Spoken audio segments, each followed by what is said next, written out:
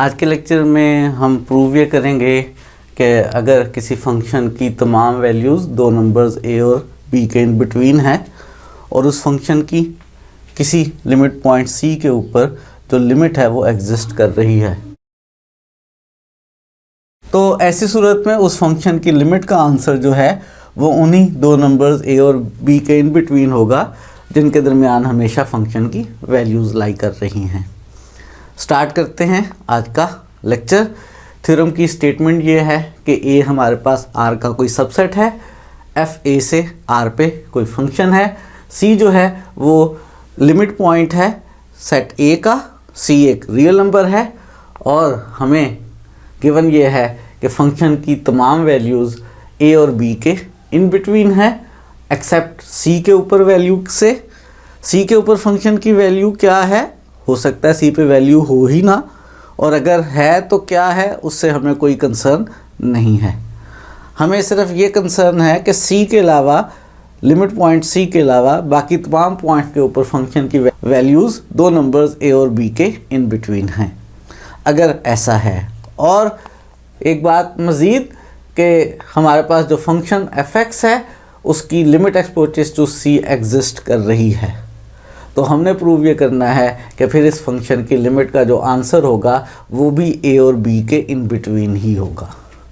अगर फंक्शन के तमाम आंसर्स a और b के इन बिटवीन हैं और फंक्शन की लिमिट एग्जिस्ट कर रही है तो उसकी लिमिट का आंसर भी a और b के इन बिटवीन ही होगा। ये बात हमने प्रूव करनी है। इस बात को प्रूव करने के लिए पहले ज़रा याद कर लेते हैं फंक्शन की लिमिट की डेफिनेशन। हम कहते हैं कि x टू c के केस में f(x) की लिमिट l है कब, if and only if her positive epsilon के लिए हमें मिल जाए एक पॉजिटिव डेल्टा, कि जब भी आप डोमेन में से पॉइंट्स लें वो वाले जिनके लिए x माइनस c का मॉडुलस 0 से डेल्टा के इन बिटवीन हो, यानी c के नेबरहुड के पॉइंट्स लें c माइनस डेल्टा से लेकर c प्लस डेल्टा डिस्टेंस के दरमियान वाले, तो उन पॉइंट्स x के ऊपर f(x) माइनस l का मॉडुलस एप्सिलॉन से लेस हुआ करता है। अगर फंक्शन की लिमिट l हो तो ये क्राइटेरिया फुलफ़िल होता है, और अगर ये क्राइटेरिया फुलफ़िल हो रहा हो तो फिर फंक्शन की लिमिट l हुआ करती है। यहाँ पर हमें गिवन ये है कि फंक्शन की लिमिट जो है वो एग्जिस्ट कर रही है, और हमने प्रूव ये करना है कि ये लिमिट दो नंबर्स a और b के इन बिटवीन है। इस रिज़ल्ट को प्रूव करने से पहले हम ये प्रूव करेंगे कि अगर हमारे पास कोई फंक्शन है a से r के ऊपर और उसके आंसर्स हमेशा ग्रेटर और इक्वल टू 0 हैं c के अलावा। अगर आपके पास एक फंक्शन h है और इसके आंसर्स हमेशा ग्रेटर और इक्वल टू 0 हैं c के अलावा पॉइंट्स के ऊपर, और इसकी limit x approaches to c h(x) अगर एग्जिस्ट कर रही है तो फिर इसकी लिमिट का जो आंसर होगा वो भी ग्रेटर और इक्वल टू 0 होगा। अगर ये बात हमने प्रूफ कर ली तो ये जो रिज़ल्ट हम प्रूफ करना चाहते हैं कि f(x) की लिमिट का आंसर a और b के इन बिटवीन है, इसको हम इस तरह से प्रूव कर पाएंगे क्योंकि हमें गिवन है कि फंक्शन a और b के इन बिटवीन है, तो हम कह सकते हैं कि f(x) हमेशा ग्रेटर और इक्वल टू a है, और a को उधर ले जाएं तो f(x) माइनस a ग्रेटर और इक्वल टू 0 है। और इस रिज़ल्ट को प्रूव करने के बाद हम कह सकेंगे कि इस फंक्शन की limit x approaches to c greater और इक्वल टू 0 है, और उसकी मदद से हम प्रूव कर पाएंगे कि limit x approaches to c f(x) का आंसर a से ग्रेटर और इक्वल है। और जब हम इस गिवन इनक्वालिटी में से इस बात का इस्तेमाल करेंगे कि f(x) जो है वो b से लेसर इक्वल है, तो f(x) को उधर ले जाएं, b minus f(x) greater equal to 0 है। हम इस स्टेटमेंट की मदद से जो सबसे पहले प्रूव करेंगे ये नतीजा ड्राइव करेंगे कि इस फंक्शन की लिमिट का आंसर ग्रेटर इक्वल टू 0 है, और यहाँ से ड्राइव हो जाएगा कि f(x) की लिमिट एक्सपोजेस टू c का answer lesser equal to b है। तो सबसे पहला काम तो हमने ये करना है कि जब भी कोई ऐसा फंक्शन हो जिसके आंसर्स हमेशा ग्रेटर इक्वल टू 0 हों c के अलावा, और उसकी लिमिट एग्जिस्ट कर रही हो, तो उसकी लिमिट का आंसर ग्रेटर इक्वल टू 0 हुआ करता है। और इसके लिए इस्तेमाल करना है हमने डेफिनेशन का। ऐसा करते हैं कि ये जो हमारे पास फंक्शन एच एक्स की limit X approaches to C exist कर रही है, इसका नाम हम एल रख लेते हैं। अब हमने प्रूव ये करना है कि ये एल ग्रेटर इक्वल टू 0 है, और हम करेंगे ये कि अज्यूम कर लेंगे कि एल नेगेटिव है, और एल को नेगेटिव लेने से कोई कंट्राडिक्शन लाएंगे। अगर एल को नेगेटिव लेने से कंट्राडिक्शन आ गई तो इसका मतलब है कि ये जो हमने अज्यूम किया है कि लिमिट का आंसर नेगेटिव है, गलत अज्यूम किया है। इसका मतलब होगा limit X approaches to C H X जो कि एल के इक्वल है वो ग्रेटर और इक्वल टू 0 है, और इसके लिए हम इस्तेमाल करेंगे लिमिट का।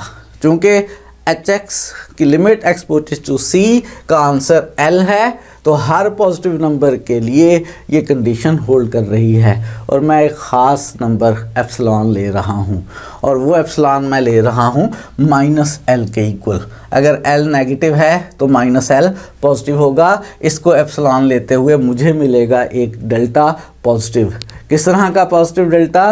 कि जब भी हम x डोमेन में से लेंगे और वो x लेंगे जिनके लिए x माइनस सी का मॉडुलस 0 डेल्टा के इन बिटवीन है, तो मेरे पास एच एक्स माइनस एल का मॉडुलस एप्सिलॉन से लेस आएगा, और एप्सिलॉन मैंने -l को लिया है। और मैं यहाँ से कंट्राडिक्शन ये लाऊंगा कि एच एक्स के कुछ आंसर्स जो हैं वो नेगेटिव हैं, हालांकि इस वक्त हमने जो h लिया है उसके सारे आंसर्स ग्रेटर और इक्वल टू 0 हैं। एच एक्स के आंसर नेगेटिव कैसे लाऊंगा?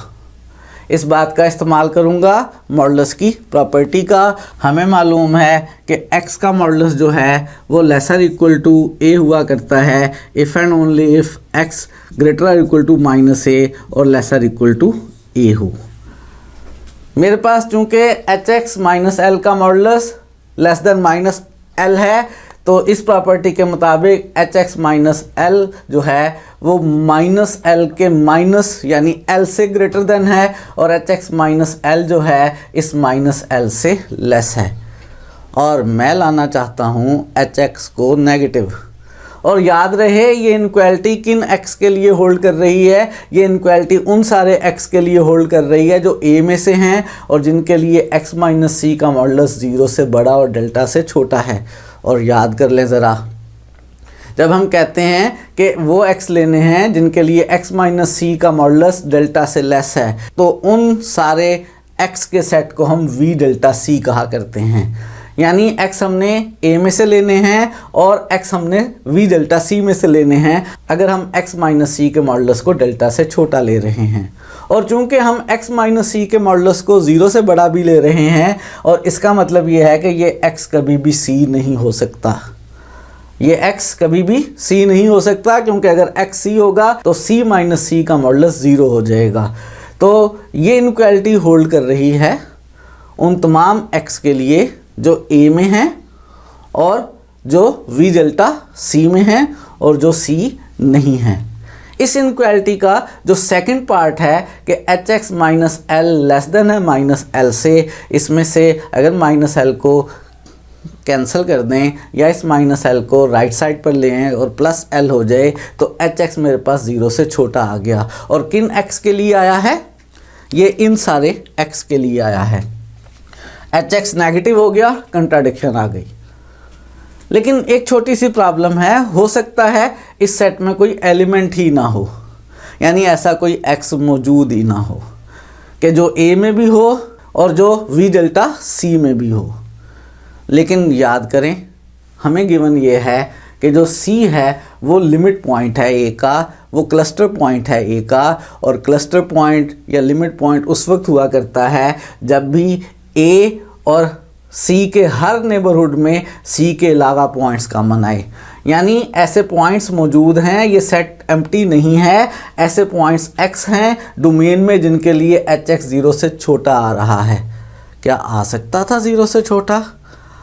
हमने कहा था कि हमारे लिए जो एच एक्स है वो हमेशा ग्रेटर और इक्वल टू 0 है c के अलावा पॉइंट्स के लिए। लेकिन यहाँ पे हमें ऐसे पॉइंट्स मिल रहे हैं डोमेन में जिनके लिए एच एक्स नेगेटिव है। और ये क्यों मिले हैं? ये इसलिए मिले हैं कि हमने अज्यूम कर लिया था कि ये जो आंसर है लिमिट का ये नेगेटिव है। लिमिट के आंसर को 0 से लेस लेने से हमें ऐसे x मिल गए हैं डोमेन में जिनके लिए hx नेगेटिव है। ये तो मुमकिन ही नहीं है। इसका मतलब हुआ हमने जो अजम्पशन की थी कि लिमिट l का आंसर नेगेटिव है, वो गलत अजम्पशन है। और इसका मतलब है कि limit x approaches to c hx का जो आंसर है वो हमेशा ग्रेटर और इक्वल टू 0 है। यही बात फ़िलहाल हम प्रूव करना चाहते थे। अब इस रिज़ल्ट को यूज़ करेंगे।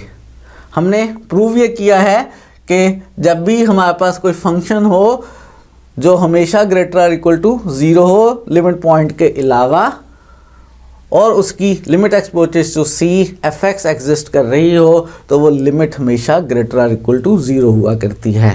और हम प्रूव क्या करना चाहते हैं? हम प्रूव ये करना चाहते हैं कि जो फंक्शन थ्योरम में हमें गिवन है उसकी limit x approaches to c वो a और b के इन बिटवीन है। चूँकि हमें ये रिज़ल्ट गिवन है कि fx हमेशा a से ग्रेटर और इक्वल और b से लेसर इक्वल है जब भी आप x को डोमेन में से लेते हैं और c के अलावा पॉइंट लेते हैं। जैसे मैंने शुरू में बता दिया था, अब हम 2 दफ़ा क्वेश्चन को सॉल्व करेंगे। एक दफ़ा इस इनक्वालिटी का इस्तेमाल करेंगे कि हमारे पास जो fx है वो b से लेसर इक्वल है। अगर fx b से लेसर इक्वल है, fx को राइट साइड पर ले जाएं तो b माइनस fx ग्रेटर और इक्वल टू 0 है जब भी x a में से हो और x c ना हो। और अब अगर इस फंक्शन की लिमिट एग्जिस्ट कर रही हो तो जो अभी हमने रिजल्ट प्रूव किया है उसके मुताबिक इस लिमिट ग्रेटर और इक्वल टू 0 होगा। क्या इस फंक्शन की लिमिट एग्जिस्ट कर रही है? एक बात हमें गिवन है कि limit x approaches to c fx exist कर रही है, लेकिन क्या limit x approaches to c b minus fx exist कर रही है? जी बिल्कुल कर रही है, क्योंकि limit x approaches to c b भी एग्जिस्ट करती है और limit x approaches to c b का आंसर b हुआ करता है। अब अगर मेरे पास fx की लिमिट एग्जिस्ट कर रही है c पर, फंक्शन b की लिमिट एग्जिस्ट कर रही है c पर, तो b माइनस fx की limit x approaches to c भी एग्जिस्ट करेगी। क्यों होगा ऐसा? हमने प्रूव किया हुआ है पहले कि अगर हमारे पास एक फंक्शन की लिमिट का आंसर l हो, दूसरे फंक्शन की लिमिट का आंसर m हो, तो उनके डिफरेंस वाले फंक्शन की लिमिट भी एग्जिस्ट किया करती है और उसका आंसर l माइनस m हुआ करता है। यहाँ पे limit x approaches to c fx मौजूद है, limit x approaches to c b भी मौजूद है, तो इन दोनों के डिफरेंस की लिमिट जो है वो भी एग्जिस्ट करेगी। और चूंकि साथ में हम ये भी देख चुके हैं कि b माइनस fx ग्रेटर और इक्वल टू 0 है और इस रिजल्ट के मुताबिक जो हमने प्रूव किया था इसकी लिमिट जो एग्जिस्ट कर रही है ये ग्रेटर और इक्वल टू 0 होगी। लिमिट दोनों डिफरेंस वाले फंक्शंस की अलग अलग ले लेते हैं। Limit x approaches to c b की minus limit x approaches to c fx की, ये ग्रेटर और इक्वल टू 0 है। Limit x approaches to c b का आंसर b है, इसको राइट साइड पर ले जाएं। Limit x approaches to c fx का answer lesser equal to b हो गया। जो रिजल्ट हमने बनाना था उसका एक पार्ट बना लिया है। दूसरा पार्ट बनाने के लिए कि limit x approaches to c fx का आंसर a से ग्रेटर और इक्वल है, ये जो हमें गिवन स्टेटमेंट है इसमें से ये वाला पार्ट ले लेते हैं। चूँकि हमें गिवन है कि जो a है वो fx से लेसर इक्वल है for all x elements of a c के अलावा। अगर a को राइट साइड पर ले जाएं तो fx माइनस a ग्रेटर और इक्वल टू 0 है और limit x approaches to c fx हमें गिवन है एग्जिस्ट कर रही है। Limit x approaches to c a जो है वो हमें पहले से मालूम है कि उसका आंसर a होता है, ये भी एग्जिस्ट कर रही है। और हमें ये भी मालूम है कि दो फंक्शंस की लिमिट एग्जिस्ट करती हो तो उनके डिफरेंस की लिमिट भी एग्जिस्ट किया करती है। इसका मतलब ये है कि limit x approaches to c fx minus a जो है ये एग्जिस्ट कर रही है। और चूँकि साथ ही fx माइनस a ग्रेटर और इक्वल टू 0 भी है, तो इस थ्योरम के मुताबिक जो अभी हमने प्रूफ किया है इसकी लिमिट का आंसर ग्रेटर और इक्वल टू 0 होगा। डिफरेंस की लिमिट अलग अलग कर लेते हैं, इस a को राइट साइड पर ले जाते हैं तो limit x approaches to c fx का आंसर ग्रेटर और इक्वल टू a आ गया। जब यहाँ पे हमने लिमिट अलग अलग की है तो limit x approaches to c a का आंसर a ही आ गया है। Limit x approaches to c fx का आंसर a से ग्रेटर और इक्वल भी है, limit x approaches to c fx का आंसर b से लेसर इक्वल भी है। इन दोनों स्टेटमेंट्स को मिला लें तो हमने प्रूव कर लिया है कि limit x approaches to c fx का आंसर a से ग्रेटर और इक्वल और b से लेसर इक्वल है। आइंदा से इस रिज़ल्ट को याद भी रखना है, इस्तेमाल भी किया जा सकता है कि अगर हमारे पास फंक्शन के आंसर जो हैं वो दो नंबर्स a और b के इन बिटवीन हो, तमाम डोमेन के एलिमेंट्स के लिए c पर चाहे आंसर मौजूद हो या वो a और b के इन बिटवीन ना भी हो तो कोई फ़र्क नहीं पड़ेगा, और limit x approaches to c fx exist कर रही हो तो limit x approaches to c fx का आंसर भी a और b के इन बिटवीन ही होगा। और इस रिज़ल्ट को प्रूफ करने के लिए हमने एक थ्योरम और प्रूफ किया है, एक स्टेटमेंट और प्रूफ की है कि अगर हमारे पास जो फंक्शन है वो हमेशा ग्रेटर और इक्वल टू 0 हो डोमेन के तमाम पॉइंट्स के लिए एक्सेप्ट c के, और उसकी लिमिट एग्जिस्ट कर रही हो तो उसकी लिमिट का आंसर ग्रेटर और इक्वल टू 0 हुआ करता है। आज के लिए इतना ही रखते हैं, मज़ीद चीज़ें सीखेंगे आने वाले लेक्चर्स में।